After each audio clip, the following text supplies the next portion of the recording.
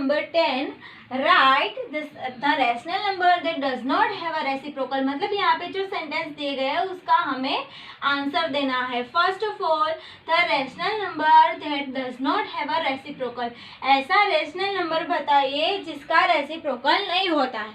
सब लोगों के रेसिप्रोकल होते हैं. जस्ट एग्जाम्पल, हम लोग 3 लिखे तो उसका रेसिप्रोकल क्या होगा?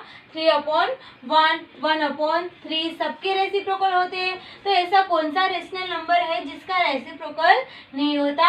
Which is 0. 0/1 लिखे तो भी 0 आता है, ठीक है. और 1/0 तो नॉट डिफाइंड, मतलब इसको हम 0 भी नहीं कह सकते, 1 भी नहीं कह सकते. मतलब ये 0 ही ऐसा नंबर है जिसका रेसिप्रोकल नहीं है. Second number, the rational number that are equal to the reciprocal. ऐसा रेशनल नंबर बताइए जो अपने इक्वल टू द रेसिप्रोकल, मतलब अपने रेसिप्रोकल के इक्वल है, मतलब सेम है. तो ऐसा कौन सा है? विच इज 1, क्योंकि 1 का रेसिप्रोकल क्या होता है? 1/1. तो विच इज 1. सो 1. ऐसे ही हम लोग -1 भी ले सकते हैं अगर -1 हो तो कौन से एग्जाम्पल है यहाँ पे? 1 and -1. The rational number that is equal to its negative. मतलब ऐसा रेशनल नंबर बताइए जो अपने नेगेटिव के इक्वल है.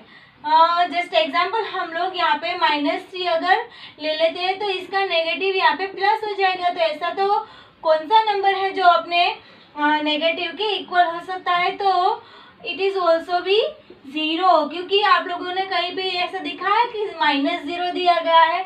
नहीं, मतलब 0 ही ऐसा जो नंबर है जो अपने रेसिप्रोकल के मतलब अपने नेगेटिव के इक्वल है. So let's see question number 10. Let's start the next question, question number 11.